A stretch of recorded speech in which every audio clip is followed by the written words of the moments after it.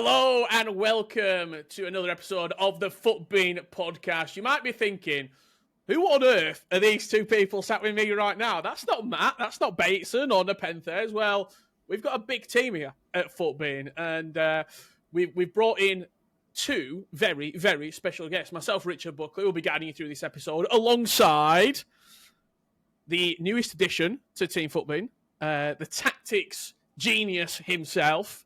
You've probably seen him on social media. If you're wondering why you're constantly playing against the 4-5-1, thank this man, Mr. Keanu. Welcome to the FUTBIN pod, and it's great to have you on part of the team.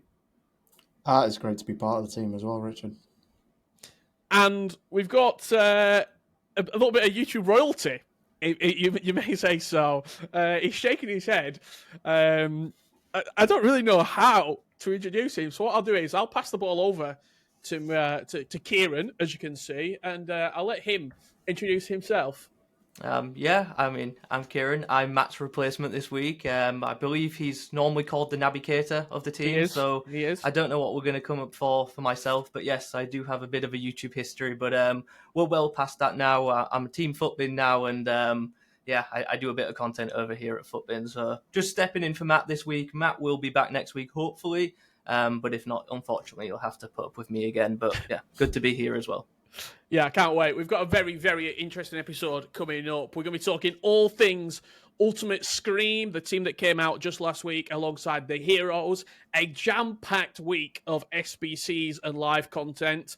Another, I know you want it, an enthralling episode of Hot or Not is coming your way. The best SBCs of the last week, and Keanu will be telling you, should they be completed or should they not? And it would feel wrong to not start with some squads and some teams. We've got two this week to bring you.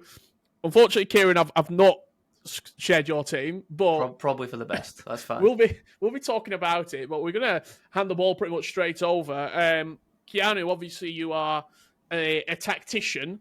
You play a lot of the game. You're a very good player yourself. Before we get right into the squads and the tactics and all the details that you've been using, how are you finding FC26?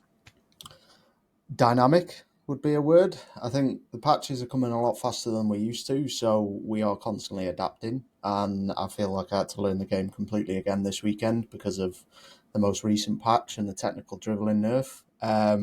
But I credit where it's due. I think they've delivered this year, and we've got a really good game, bar a few things. And we can talk about kickoff glitch that's now been patched, and they have patched it successfully. So I think it's probably the best game on release that we've had for a long time. So yeah, it's great. Yeah, and I mean, Kieran, you've been around a while. Hearing best game on release, it does fill us with confidence moving forward. You got to say. Yeah, I mean, we've obviously had. I mean, at least I've been a part of quite a few releases now where, we've had the common theme of the game comes out and there actually is that initial excitement for that first week. Then that first patch hits and the game can pretty much be decided there. I'm feeling more positive this year than I have previous years, that's for sure. But these patches seem to be coming thick and fast, so I really don't know what to expect in any weekend league currently, but always hopeful. We're all hopeful for our own sake. And I think that's all we can be. Let's jump into it then. As always, we start with a squad review. We start with the team that our special guest has been using over the last weekend. And here it is in all its glory. It's an interesting formation. We've got two. I'm going to show you the squad first. This is the team that you recently used in Champs. You can talk me through it. More the players I want in this bit and tell me why certain players, obviously a heavy Man United theme running throughout this squad. And then we've got a second part to this where we're going to delve really deep into the featured tactic, the 4-5-1. But first we've got this 4-3-2-1. Why this sort of team? Why these players? Keanu, take it away. Well, funny story. I'm actually a City fan. No, I'm joking. So, generally speaking, I tend to run first owner. So you'll see a lot in here, and every player's first owner. So I just try and use players that I enjoy. Cunha, fan favourite at the minute. I'm chasing that Mbuemo card, but I can't pull him. And then we've got the new Pogba SBC, Fred Evo. What more can you ask for? And a card that's really impressed me is that Rolfo SBC as well. We got a little bit lucky from the hero with Ledley King, and we did get lucky with Lenny Yoro. That card is incredible. So full first owner, you can see that we've got the hero and the icon in there from the Gamble SBCs, but I think getting first own players and using them and having fun with them is the aim of the game for me. And obviously, I don't want to necessarily jump into the SBCs because we're going to talk about that a little bit later on in Pogba and in Rolfo. But some of the other players in this squad, I'm looking in particular at that Mateus Cunha. Obviously, you've evoed him up a little bit. How does he fare? You've used loads of players, and I think evos are a very sort of special connection to people. I've recently just done an evo of Luca Connell, a Barnsley central midfielder. Got him up to 80 rated. He's still terrible, but we're working on it. What is it with evos? Obviously, you don't have loads in the team. You've only got, to my sort of recollection there, one noticeable evo in that team. Are you in on evos?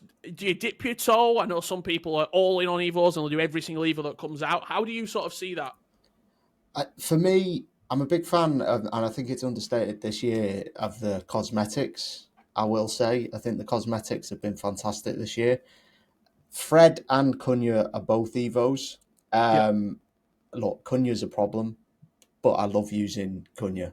And that's a bare bones. So we're hoping for a decent evo to at least boost his passing, because I struggled with it this weekend. But it's using players you love, and I think they just have this juju about them when you like a player in real life and you're using them in game. They just feel different. It's the same with Turland. She is not meta by any accounts. She's 12k-ish, and honestly, she's better than Pina for me. I prefer her to Pina. So, we've got this benchmark, and I prefer Turland to Pina. It just, she's got more than two goals. There is a clip right there. Do we just wrap it up now? Do we just wrap the pod now? Obviously, you yourself, Kieran, as well. You've played for a long time. Where are you sort of with evos? I would say me and you more so with legacy players. I think that's fair to say. I mean, just looking behind you at the wall, the icons and the heroes, the evos scratch that itch for a lot of players. I think for some they do, and it just so happens that I am not one of those people. I've just never really got into it. I fully appreciate it's quite nice for, and I need to be careful how I phrase this, but for people who are fans of smaller clubs, again, want to be careful how I phrase it. But for those who don't support a team who's going to be getting team of the season cards or specials in whatever special team EA put out, it's nice to be able to bring a card up to that high tier level. But because I'm an Arsenal fan, and we can say what we want about the past few years, but throughout Ultimate Team, the whole time I've played since all the way back in FIFA 12, even when we had some banter years, Arsenal always had high tier cards. So I would always just wait for them. So although I've done a few Evos in my time, it's actually been something what I've kind of avoided. So when it comes to stuff like that, I'm one of the worst people to ask. I do appreciate them being there and I see the appeal, but it's just never really been a thing for me. Yeah, I think when you look at Evos sort of as a whole, it's one of those things where in previous games I've done an Evo here and there, but I think I've not engaged with it probably as much as I should have. But also I play the game and I want to be somewhat competitive. So Evo players don't necessarily make my team when I've got Salma Paraleo off the left or Lamine Yamal off the right, Payne down the middle, Bon Mati. These players aren't going to get in. But I do think this year, especially with the increment boost, there is something there to continue that Evo just ticking over. Rather than a big... I remember, I think it was the first year they brought Evos in. I took a 64 rated Barnsley player and made him 89 rated within 2 weeks. And I'm like, wow, I've got an 89 rated Barnsley player. But he's still not that good in the grand scheme of things. Whereas now I think with these playstyle plus here and there, you can put the playstyle, you can pick and choose more.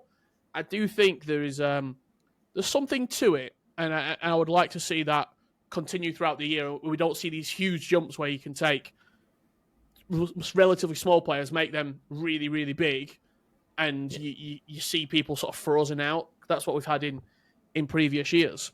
Yeah, that was also something that kind of put me off Evos when like the first came in, because there were so many occasions where an Evo would drop. You can upgrade a player, you can upgrade him a decent amount, but then another Evo drops the week after, which potentially would have made the card better, but you can't put him in it because you put him in the previous one. If you were following along with what I'm saying there, whereas this year, as you mentioned, with the smaller boosts, you can keep putting them in. It is smaller, but by the end of the game, in theory at least, you should have whatever player with whatever playstyles you want, also with whatever stats you've then grinded for throughout the year. So, in theory, you might be able to have. I don't know what stage of the game, though. This is the problem, right? But at some stage of the game, you're going to have the player you want, your favourite player, as potentially a 95 plus, and it's got the playstyles you want, which is the big thing for me this year. Yeah, massive. And even with roles, I think more Evos come out, we will see that continuing. I want to get into this 4-5-1 tactic. It was doing the rounds on social media. It was the featured tactic on the website right now on FUTBIN. I want to hear it directly from yourself, Keanu. Before we share the tactic, how did this sort of come about? Where were they sort of thinking? Because I know there was a lot of pros that have recently come onto it, similar time that this tactic went out. Did you beat the pros? Were you there beforehand? Had you had this in the back pocket for a little while? Yeah, I mean, last year I really enjoyed the 4-5-1, so I was eager to get back to it this year. And then I saw a single pro using it, and I thought, do you know what, I'll get to it. But then I think where I aim to get in the market is that not everyone's a pro and not everyone can use pro tactics. So it's about bridging that gap, and how do we make it fun and usable and make the most of the AI for those mid-level players as well as being suited for the higher level player. Which I think is a really, really great way of putting it. This was the team before we get into the tactic. When you talk about sort of the mid-level players, we're seeing a lot of the United players again in there, but there's no real, maybe other than Diani, I don't think Van Dijk's super meta this year with the lack of pace and the no anticipate plus, no aerial. He's got intercept, which is a good play style, but there's probably a handful. I won't even say a handful. I'd say a decent amount of centre backs who are better than Van Dijk this year. In terms of like super meta players, it's probably only Diani in there, you would say, in this team. Yeah, no, I can't disagree with that, really. You could say Alisson's a meta keeper, but I guess, and Yoro is probably bordering on meta in terms of his playstyle choice when he's got the silvers. But you can have fun without abusing the meta. Let's say, I will fess up that Pina was brought on more than once. And it doesn't get much more meta than that. So, yeah. Well, let's have a look at this tactic. I'll put it up for you right now on the screen. The floor is yours. I would take it away, break it down for you. I'll read the description first. 4-5-1 with a twist. Insane build-up, compact midfield, overload in the box. Press your opponents into oblivion. You can see the code there as well. From goalkeeper all the way up to striker. How is this tactic working? How can people get the most out of it? And why roles on certain positions? Yeah, I think if you start with a keeper, you can go with any role you want, and I just go off whatever role my keeper has. Obviously, Alisson's got ball playing keeper build up, so he's quick off his line, and it helps for them balls in behind. And when you're getting spammed with the through balls, I think defender is just the staple for your centre backs. Unless you're playing 5 at the back, let's say, you could maybe go ball playing, but with a 4 at the back, I wouldn't recommend personally. I don't like fullback defend this year personally because I feel like it comes quite narrow. So for me, I like fullback balance because I like to give and go. I like to move them forward a little bit. But I think as a defence, it's quite standard across what you're going to see this year with fullback defend, just to try and counter the counters. Because when you're playing with no DMs in a formation, it is a challenge to not be caught on the counter because you've just got no DMs. Your CM naturally, and I'll start with the centre CM, it's hold and defend, but he will be on the edge of the box. And with CMs this year, you have hold and defend and expect them to stay back, but they don't. So the idea of the midfield is that you press high up the pitch, because that compact three in the middle is where you're going to get the press. And if you've got good player switching, you can just close gaps, close passing lanes really easily. You can bring your wingers in as well. And it just is really compact and quite intense when you're pressing people. The playmaker attack combined with the inside forward on the left-hand side is the idea is that the balanced inside forward is going to float in and around the box, and the playmaker attack is going to run beyond. But then when you're defending, the playmaker attack gets back. So naturally he's a CM, so it will be 4-5-1 out of possession, but in possession it becomes a 4-5-1 attack, if not a little bit more. And then we move to the right side of midfield. We've got half winger support. A new addition this year is the support. And I really liked half winger last year, but this support instruction is great because sometimes it'll make runs outside and sometimes it'll make runs inside. And that causes overloads on the wing backs tenfold because you don't know what's going to happen with the run of that half winger. And using that park card was great for that because she's pacey, she's got good dribbling, she's got good passing, she's got good shooting. And it was easy to get in behind with her. And then the right mid on inside forward attack. And that's just to create more support and runs beyond the false nine attack. So with the 4-5-1, the gap's quite big between the striker and the CMs. So that false nine attack allows them to drop in, give and go, and then end up back in the box. So overall, you've always got a passing option, but then you can intensely press with like a 6-man beyond the halfway line. The caveat is that you can play with no DMs and you do get caught on the counter, but that's where you've got the fullback and not wing back. The couple of questions I've got, a lot of people like symmetrical teams. If you're going inside forward, balanced on one side, a lot of people go inside forward, balanced on the other, or winger and winger. If you've got, say, would you want your right mid the better attacking player? For example, if someone's got, I don't know, who's the best right mid on the game? Garincha, right mid, and the left mid is a lesser player. Would you swap those roles depending on which player it is, or does the team then have to swap as well, where you put your half winger on the other side and your playmaker on the other side? Yeah, I would definitely match it in terms of if you've got the inside forward attack, moving over that attack to the left mid, I would move over the left CM and the right CM roles as well. Because ultimately the idea is that it is somewhat symmetrical in game. So the inside forward attack becomes the second striker, but then the playmaker attack becomes the third striker. And then you've got like a 4-3-3, essentially. So it's about how those roles interact with each other and how you move forward from there. And then I suppose the other question, it's almost blasphemous within the community to not use advanced forward. False nine as that striker option. Did you try advanced forward? Did you go to false nine? Did you want that connection? You said the centre mids to the strikers a big distance. You want that player dropping in shorter so you've got less room to pass? Yeah, I tried advanced forward, versatile and support, as well as advanced forward attack. But I found as soon as I picked up the ball with a midfielder, they were running in behind. And what you needed from this formation is a level of build-up. And if it works for you, that's great. But that's where you make little tweaks to suit your style of play. I can only give you the base, but if you find that you haven't got enough attacking options, switch it to advanced forward attack. But what I found is I wanted the false nine attack because they would drop in, receive the ball, you'd play a pass off to the side, and then they would be straight in the box. And it just helps that build-up and that transition up the pitch. Going to try this, Kieran? Is this in the locker?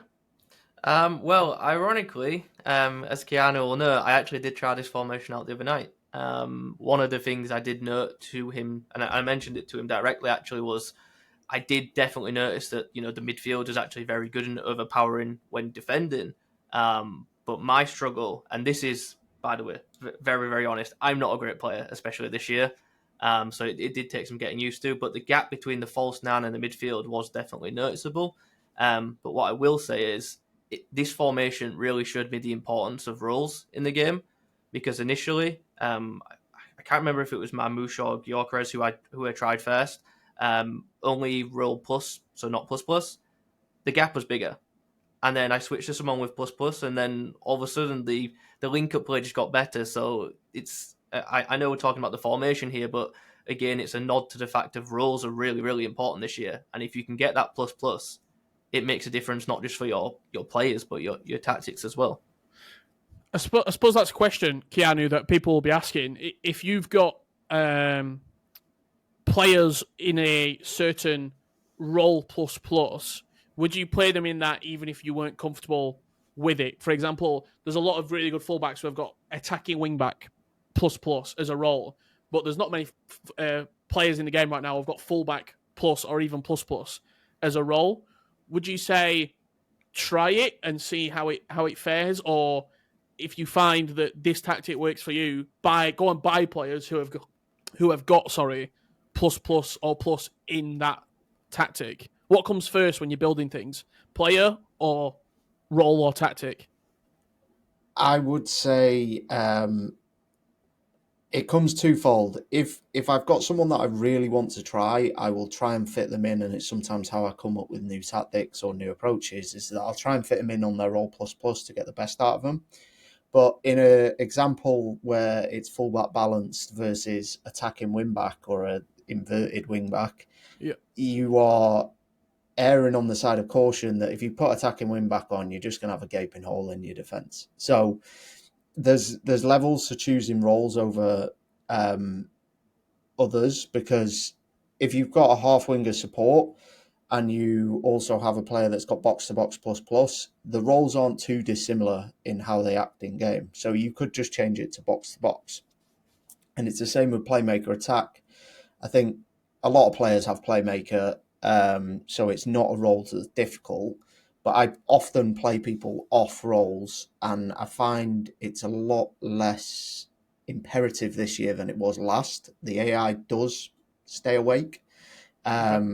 Whereas you do fit.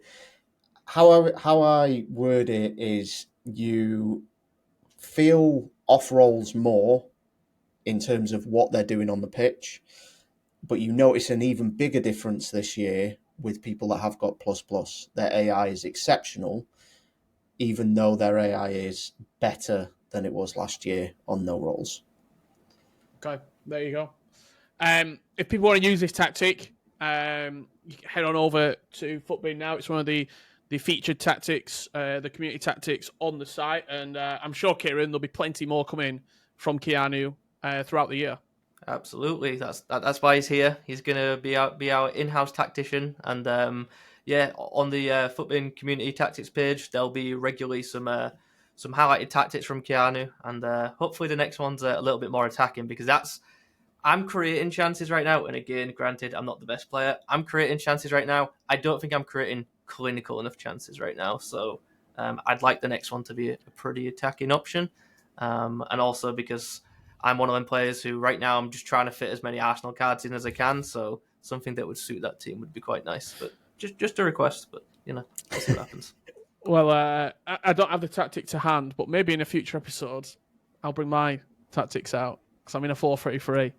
I'm playing superb. It sounds more like my kind of speed. That I am one of them people who historically for the past, let's say, 5 years has been 99% of the time stuck in a 4-2-3-1, because that is basically Old Faithful of the formation. It's just what you go back to. You lose a game, it's on the tactic. Get me back to what I know.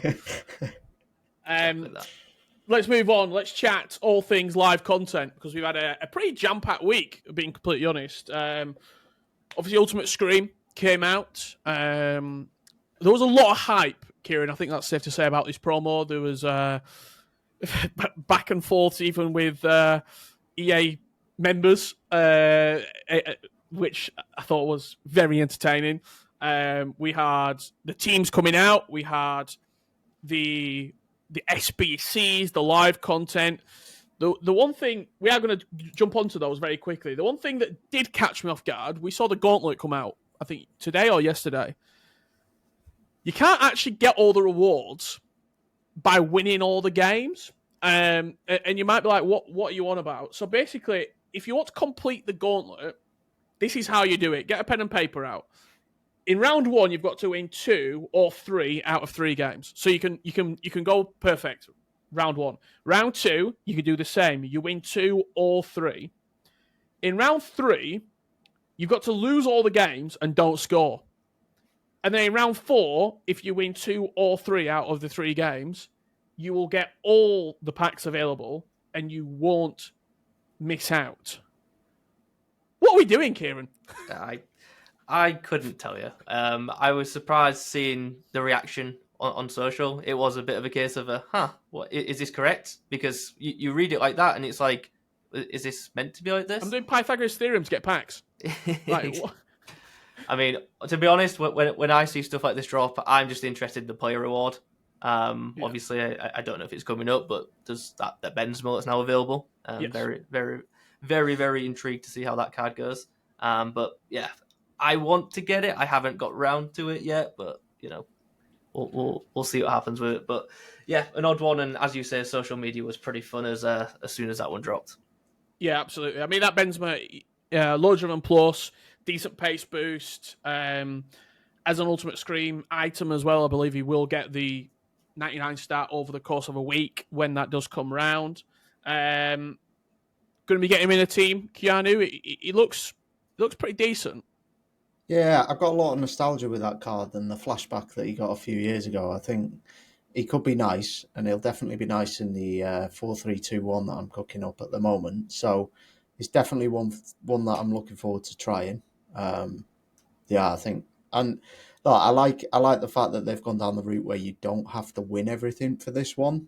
But I would like to see some more objectives where you do have to be really competitive to at least get a higher level of the card, even if they drop 2 versions. But yeah. Well, let's jump into these teams, because the promo itself, I think there's some very, very good items in there.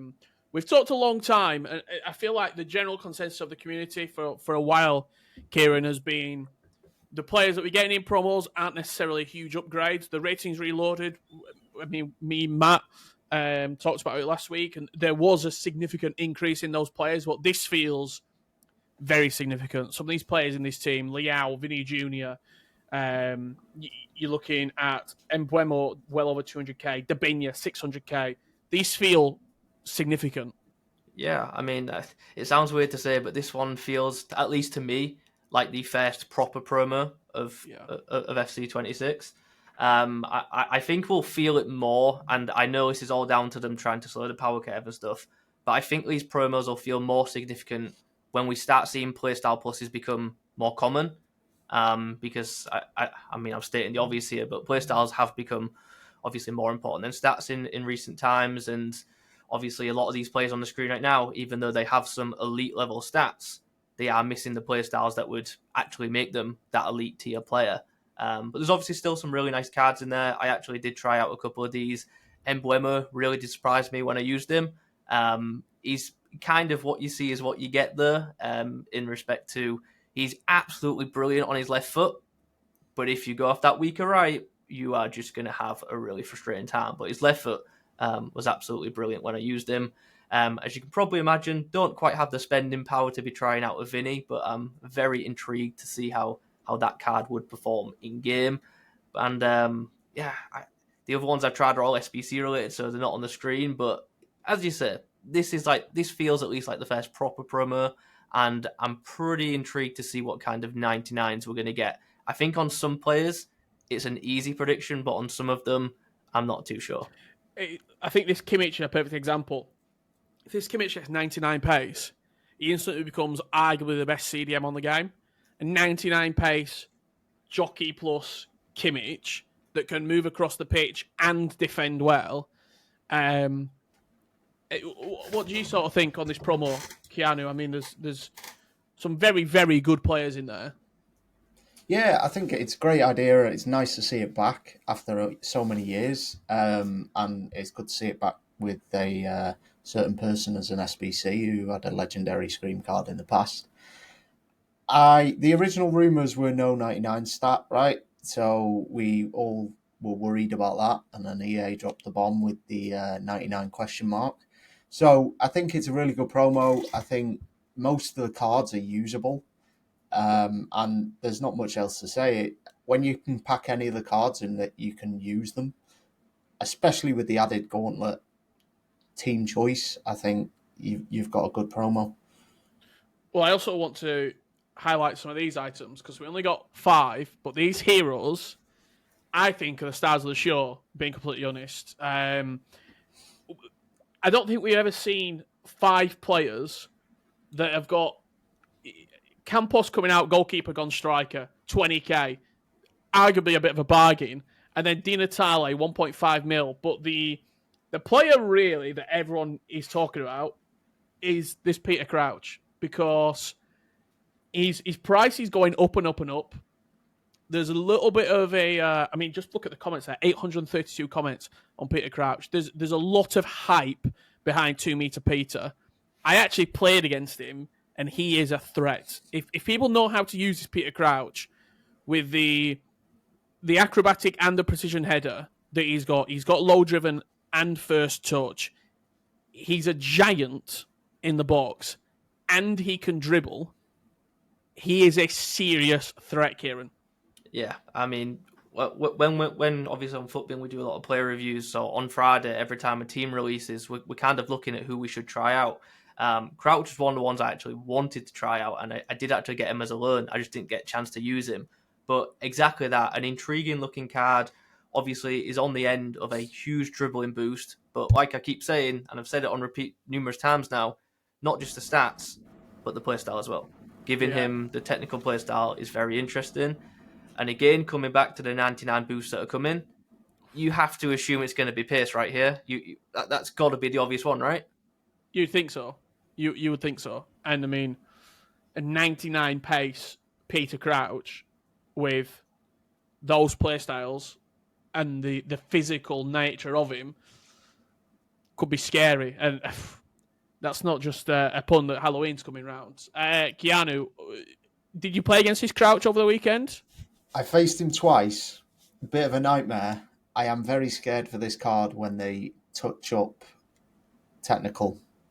As soon as they buff technical again, this card is going to be lethal because it will be in line with, let's say, the 99 stat boost. And whether he gets 99 pace or 99 dribbling, he's going to be so smooth on the card.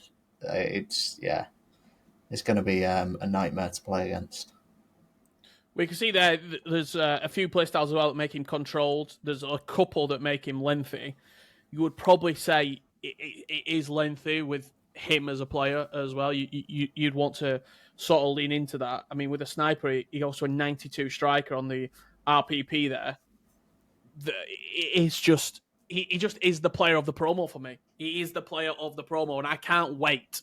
I cannot wait to see what they do with that 99, because if it is pace, you have to think that price is going to go through the roof.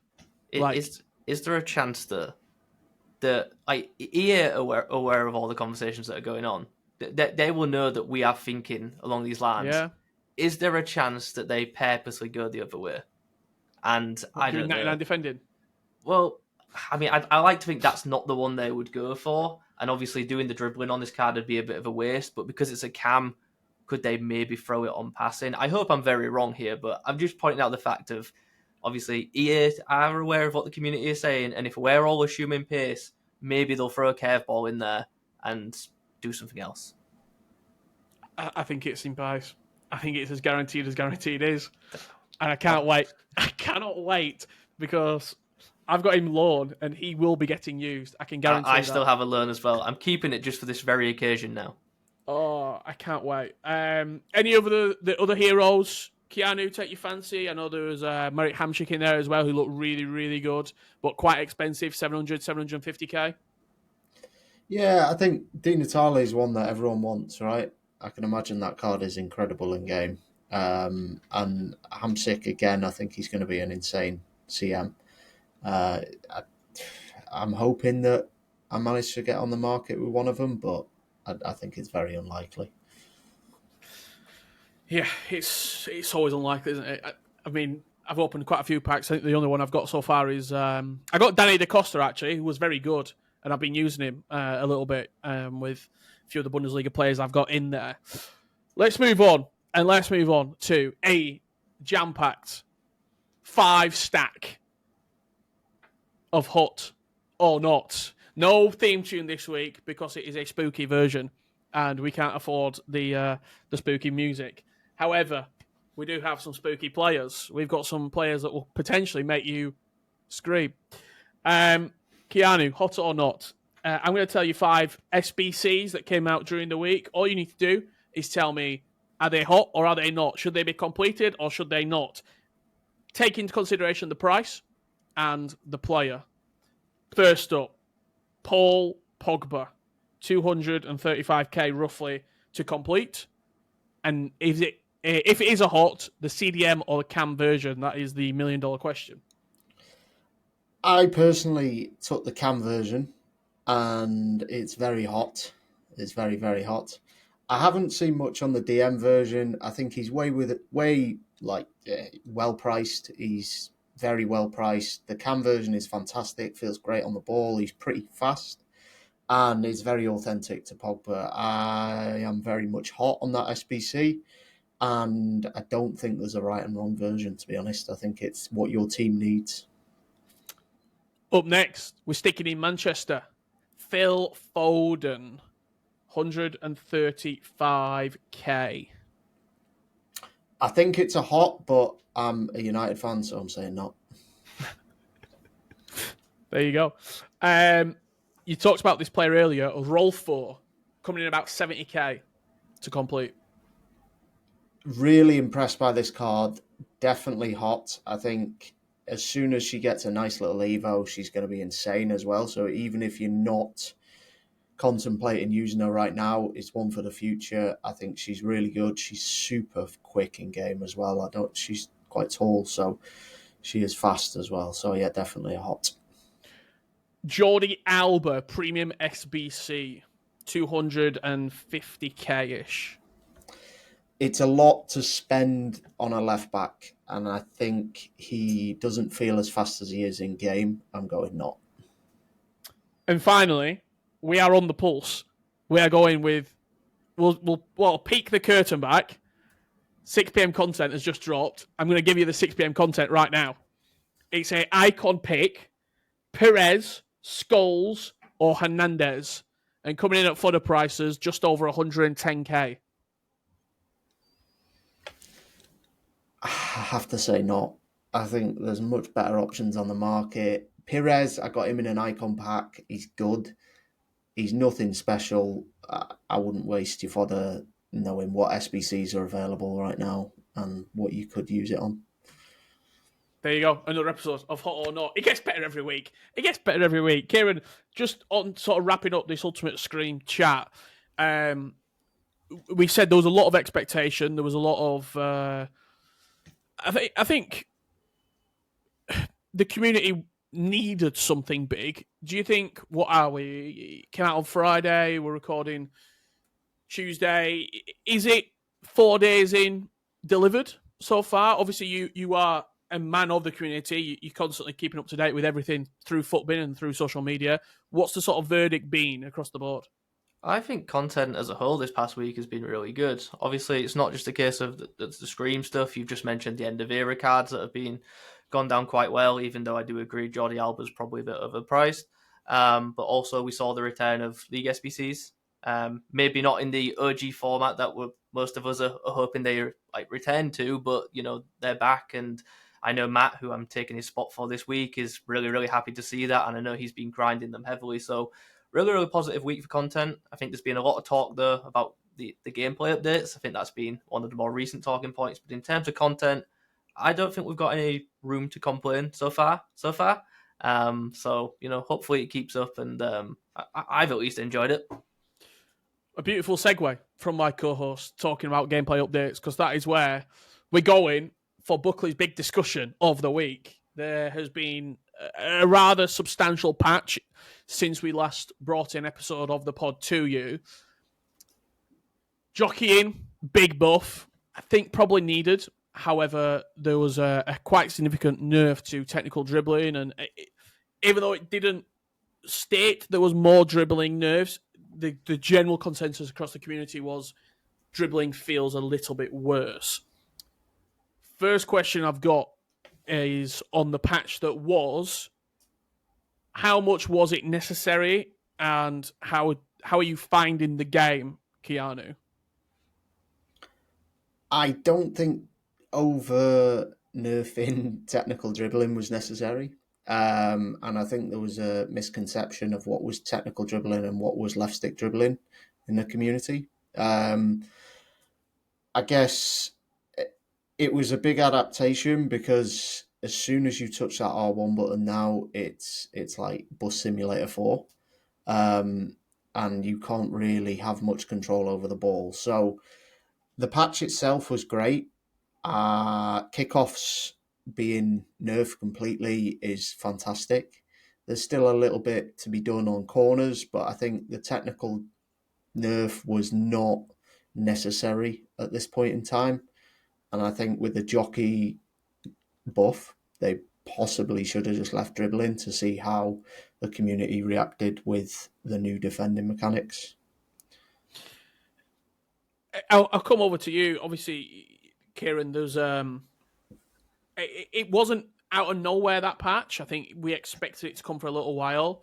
Again, from sort of a general wider community standpoint, what was the general consensus in your opinion?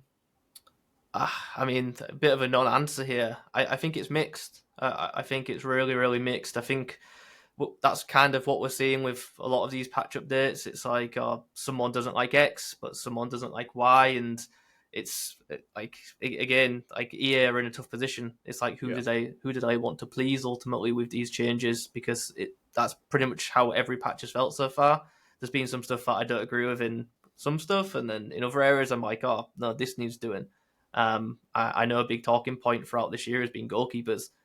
I think, and I can't remember if it was you or Matt on a previous episode, one of you said you didn't like goalkeepers this year. I think this is the best goalkeepers have been in a long, long time. And even though I let out some of my frustrations earlier in this episode saying that I'm struggling to score in some scenarios, it's also kind of nice to have a goalkeeper who can actually save the simple shots sometimes. Now, granted, there are some scenarios where that's not the case, and that's going to happen in any game. But I think comparatively to previous years, goalkeepers are better. However, even though I'm saying that, I'm still having games that are finishing 7-6. So goal scoring and chance converting is still there, while goalkeepers I still believe are better. And it's just a weird mix. It's causing a weird mix. Like what I've just said is confusing. And I think the community is kind of thinking along those lines when they're giving feedback too. You spoke about goalkeepers, and we have to go there. The EA FC Pro Direct X account put a post out saying we are looking at addressing goalkeeper movement. It's caused huge discussion within the community, and it's not the first time we've spoke about goalkeeper movement. I'm sure it won't be the last. However, they put a poll up on Discord, and this is just where I've got more questions rather than answers. That poll, I think, generated around 10,000 votes. It's got a couple of days left. I went in there and voted myself. There was over, I think, 6,000 votes on the least I don't like goalkeeper movement votes. I can't remember the wording of it exactly, but it was a red face. It was like, I don't like this mechanic, or something on those lines. The other four options had roughly about 1,000 to 1,500 votes in each. Unless EA are creating and gathering more data through in-game QR codes or social media or whatever it may be, in my opinion, you can't make a huge change if they're going to take goalkeeper out the game, or you can't move the goalkeeper if your opponent's inside the box, but you can only move it when they're outside the box. For me, you can't do that on a Discord poll vote. That just feels it's not a real response. It's not a how many people play Ultimate Team? Millions. You can't do that from a 10,000 person vote. Well, I was speaking to Keanu actually earlier about like the size of like how big FC and this whole community is, and I think some people, and I was guilty of this as well before I like kind of came out of like my previous life as a YouTuber. Like when you're in this like social media space, you think that that's it. That's like the community opinion is the big one. Like the online community that play Ultimate Team are a really, really small percentage. So I don't think people always realize that and maybe appreciate like the size difference. But yeah, I fully agree. I don't think Discord would be the way to pull it. But there is 3 of us in this call right now, so we will come to a unanimous verdict between us on a goalkeeper movement. I've never liked it being in the game. While I do appreciate it does add a level of skill gap, which is always, a big buzzword, I've never liked it in the game, probably because I've never been able to master it. But for me, at least personally, I'd be happy to see it removed completely. Keanu? I have been on a passion drive about this today. I think I've responded to about 200 tweets. I think it's a skill gap. I believe it's a skill gap. I think there's an element of getting inside your opponent's head.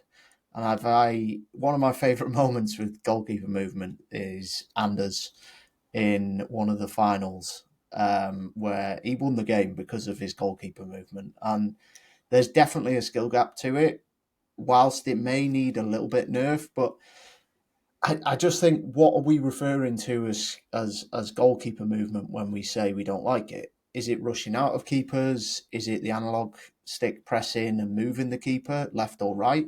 Because whilst I appreciate people don't like it, there is an element that you choose to put 11 players on the pitch. You should be able to have manual intervention. And my opinion is that if we take it out of the game, people just want to press the shoot button and have a goal. That's it. They don't want any intervention in that. If they've beat the defence, they feel they deserve a goal. What are goalkeepers there for?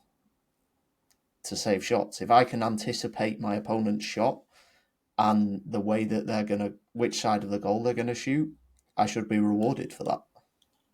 And if on contrast, if I predict it wrong, they're given an open goal. They've got the whole goal to shoot at.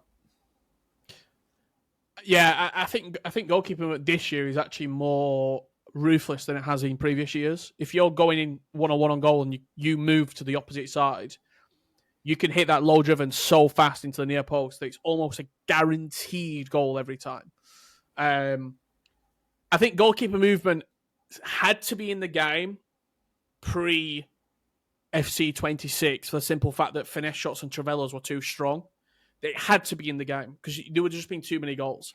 Like if you could last year, if you couldn't move the goalkeeper, if that wasn't a mechanic in the game, and you could score Travellas at the ease you could, there would have just been too many goals.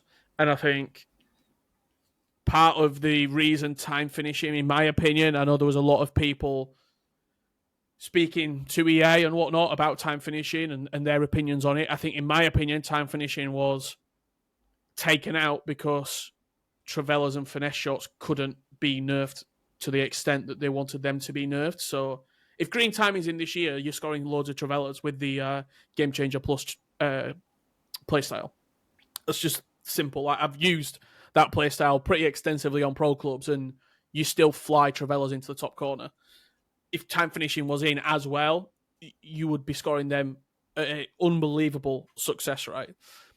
The problem with goalkeeper movement, and I think it is what the general community don't like, is, as you said, Keanu, you go 1-on-1, you have that shot, and you lose a game because someone moved their goalkeeper. Fundamentally, that's on the player that missed the chance.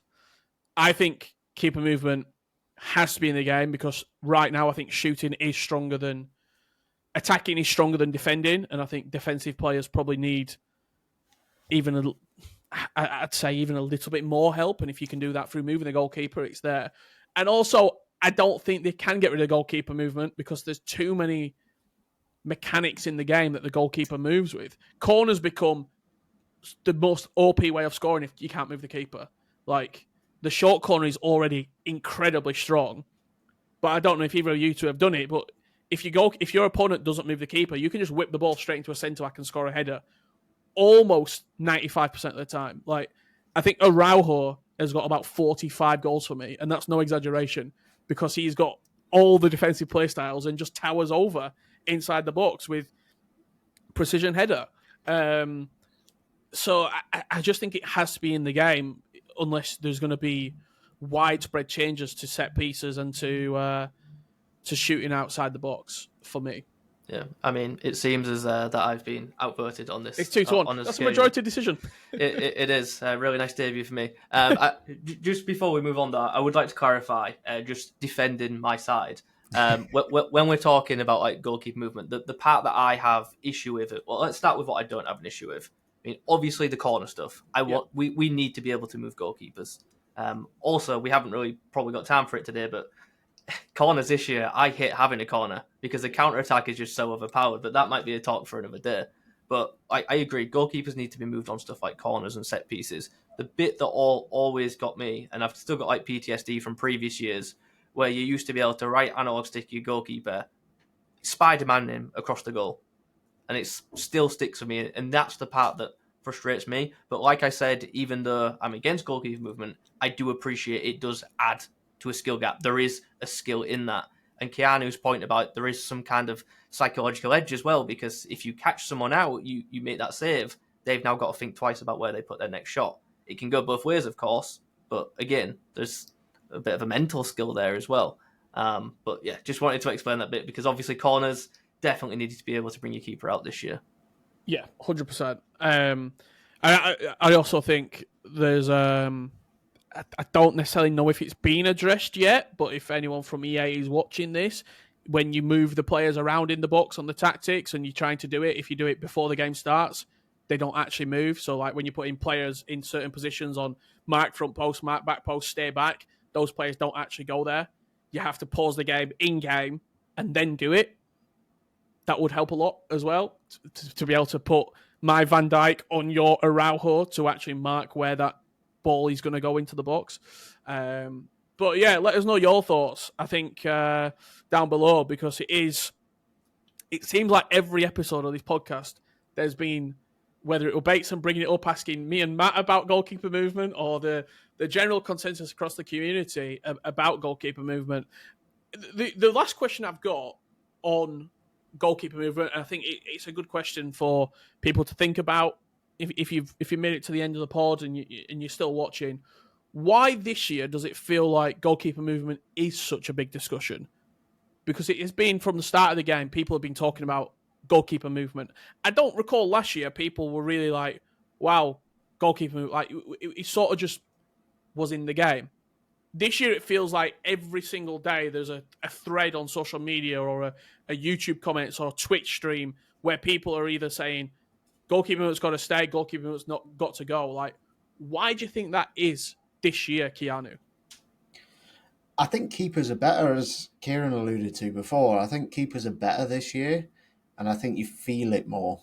And maybe there has been an adjustment in the shot save percentage when your keepers moved.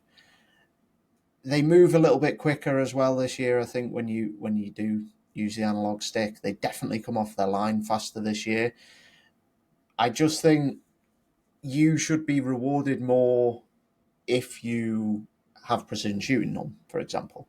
Because if you are using assisted shooting, I should be able to manually intervene to support my keeper making the save. That's how I see it. I think keepers are much stronger this year, but in one-on-one situations, you have to gamble which way they're going to go, because otherwise it's a goal. One final thing. How would you feel, Kieran? This year they've brought in where you can be the goalkeeper in rush. You're one-on-one, I could take full control of the goalkeeper. I don't like the sound of it. Like again, like what we're seeing here, and just to set the scene for everyone listening, I have to tell you, both of these guys are much better players at FC and probably historically, like, all the way back to FIFA than me. They'll have much better records. So if you're going to listen to anyone's advice, it's these two, not me. But I will stand up for the casual player, and I want absolutely nothing to do with goalkeeper movement. So I'll leave that to you guys. But yeah, to be very clear, both these guys are much higher level players than me. So it's understandable that we've both got very, very big differences in these kind of mechanics. And you know what? I think that's what you're seeing on social media as well. Even across pro players. Some pro players are all in on goalkeeper movement. Others are saying, get rid of it. And when there is, what is it when it goes to a general election, a hung parliament, when it's a hung vote and people don't know what they want, really, because I think that's a big thing. People don't know what they want. Yeah, get rid of goalkeeper movement. You're complaining conceding too many goals. When people are up in the air, I don't really think a mid-season or a mid-game patch of that extent is what we need to be doing. My personal opinion. I think you just let it play out. You can continue to buff defending if people are conceding too many goals, to the point where it is harder to break down. But I don't think goalkeepers are the problem at the moment. I really don't. As again, let us know your thoughts. Let us know what you got in champs as well down below in the comments. Keanu, thank you very, very much for joining us on this episode of the FUTBIN Pod. Where can people see all your tactics and all your wisdom on social media? They are all going to be on my YouTube, and they're all going to be on my X as well. And moving forward, they're all going to be on the FUTBIN site and FUTBIN social media as well. So yeah, it's been a pleasure. Enjoyed it. Thank you for having me. Thank you very much. Kieran, do you want to give a shout out? Yeah. Do you want to shout out anything? I've got nothing to shout out. Shout out the Legend series on FUTBIN, actually. That is coming back this week. We've got a really special episode coming out this weekend. So for those of you on YouTube, keep an eye on YouTube, because there's a really nice Legends Reacts to Stats episode dropping this week. And there's also plenty more to come throughout this year as well. So shout out the Legend series, my baby here at FUTBIN. There you go. Perfect. Shout out to these two legends for joining me next week. Hopefully, Matt should be back. If not, hopefully, Kieran's in for another week. I've been on one episode and I'm getting kicked off. But yes, hopefully Matt will be back. And we'll be joined by another very special guest. Thank you for watching. Good luck in your champs over the weekend. And we'll see you next week for another episode of the FUTBIN Pod. Have a great week, everyone.